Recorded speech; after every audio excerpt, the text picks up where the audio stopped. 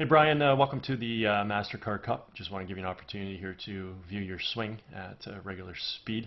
We'll let that play on through. We'll put you back in your address position, and we'll go ahead and take a look at a few things for you. So while we got you back here in your address position, let's take a look at your posture.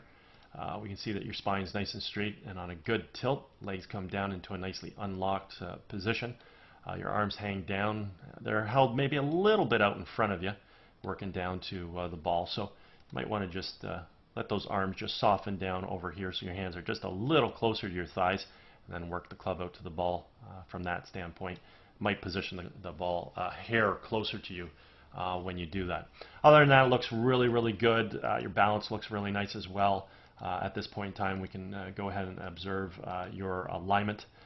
We can see your feet aimed in this direction. Carry that out towards the intended target. Theoretically, club face is supposed to run parallel. Your feet parallel lines on camera would have an appearance to converge, and under that sort of principle, we can see that you're set up pretty much right down the left center of the fairway, so that looks great. Let's go ahead and do a little split screen comparison between you and Jordan Spieth. We'll flip them over to left-handed. I've got some color-coded lines on the screen just to use as a visual reference. We can see with Jordan, he initiates his takeaway by creating good shoulder rotation, bringing the arms and hands back as well as the club. We can see the club coming back on plane directly along the red line. Also in the early stages of the golf swing, we have to incorporate some good wrist hinge into play, which means we need to transition the club head currently from below and in front of our hands to getting that club head above and behind our hands. Very important transitional move in the takeaway. From here, we're going to work the golf club from red up towards the yellow-blue V zone. When we finally set the club at the top of the backswing, we either want to have the right arm of the golf club situated on the yellow line, anywhere between the yellow-blue V zone, or physically up on blue, as we can see with Jordan Spieth. We want to create full shoulder rotation and do this about a very stable left leg while maintaining the posture axis that we achieved at address. Let's go ahead and watch you initiate your takeaway here. You draw your hands back very nicely. Bring in the club a little bit inside and underneath the swing plane, as we can see, just meaning the club shaft and club head have moved to the right of that plane. Again, because you were reaching out with your arms a little too far, that's pretty easy to do as well. As we keep on moving the club back here, got to get some wrist hinge into play. What I actually see right now is your right hand is rotating underneath the golf club. So it's almost like you're turning the Velcro strap of your glove to face the ground. So there's no forearm rotation, and now we're not going to get proper wrist hinge into play. Okay? So you're turning your right hand underneath, trying to maximize whatever wrist hinge you can create with having moved your hand underneath. So you do establish wrist hinge. It's the incorrect wrist hinge because the forearms and hands aren't rolling open as they should. When we finally get to the top of your backswing here, I like where you get set. Nice turn, nice stability on your left leg, maintaining the posture and the axis point you achieved at address. Your arms are in good triangular position relative to your core. Club's in good position relative to your arms. You do have a tendency of setting your arms a little bit shallow. Just means your right arm slightly underneath the yellow line. Like to get that arm set just a little bit higher. Looks like the arms compress a little too. The right arm's starting to fold a little due to maybe the left forearm compressing to the left bicep just a bit. Nothing too exaggerated. Again, at this point, your club face is very closed though. I mean, we can see your entire club face at this point in time, and that means that the club face is closed. We cannot see that with Jordan Spieth. We see the top line of his club, and the top line of his club, just so we know, or see, is sort of resembling the exact same address plane line. So that's sort of where we're trying to get the club face. Your club face is turning back towards us due to how you've utilized your hands, okay? And your backswing's a bit abbreviated because you haven't maximized wrist hinge because we haven't created the correct wrist hinge due to how those forearms and hands have worked, okay? You do see this move a little bit with some tour players who do bow their right wrist at the top of the golf swing. Prime example of right now would be a Dustin Johnson.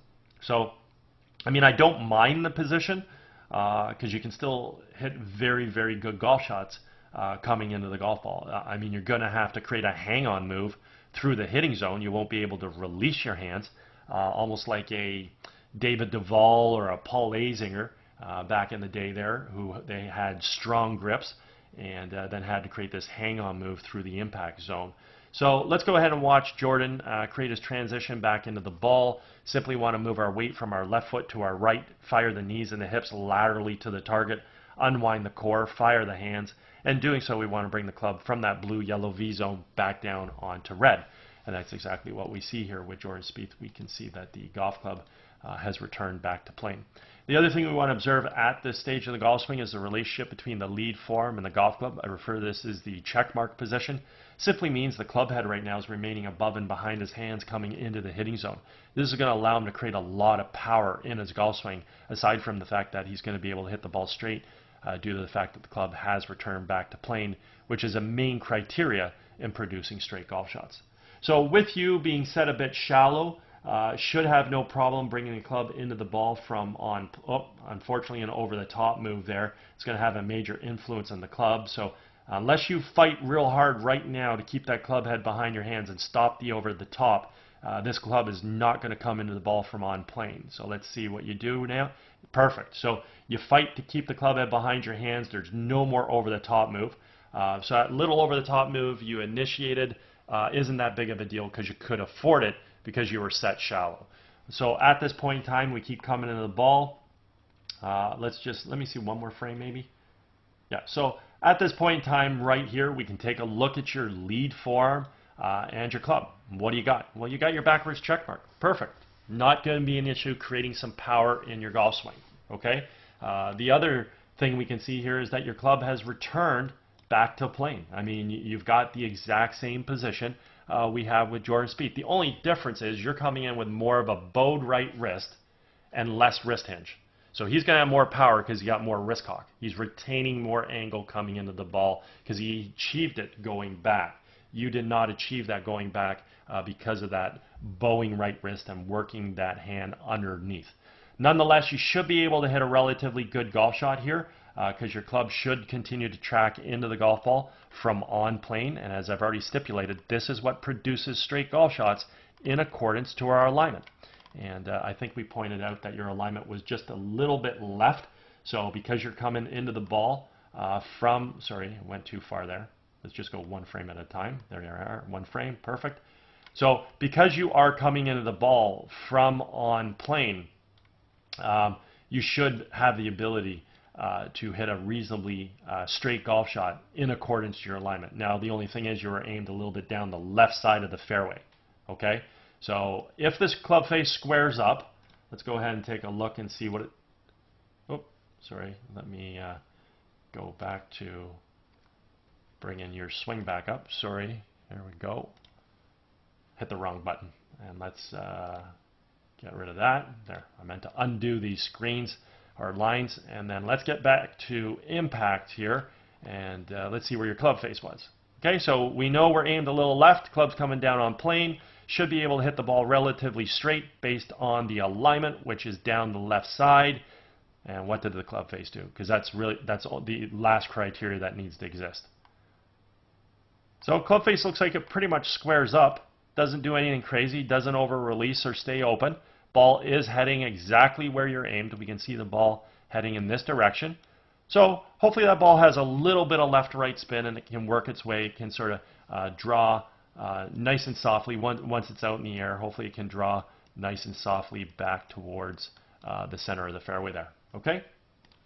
Want to see your left heel get off the ground here. Let's see if it finally comes up. So a little hesitation there. Learn to just bring that left heel off the ground. Get up on your toe of your left foot. Show us the spikes in that shoe. What I'll do is just do another quick little comparison here with Jordan Spieth, and we'll just quickly look at his footwork here. So from the top of his swing, swings through, gets off his left heel. So he's more off his left heel than you are even when you're done.